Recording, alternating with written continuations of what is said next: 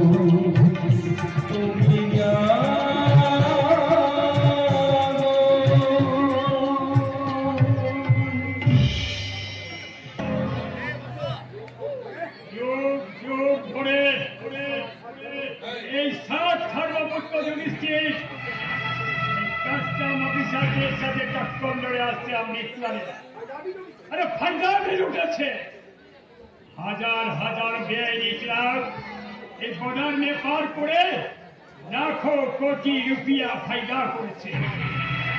bank balance, car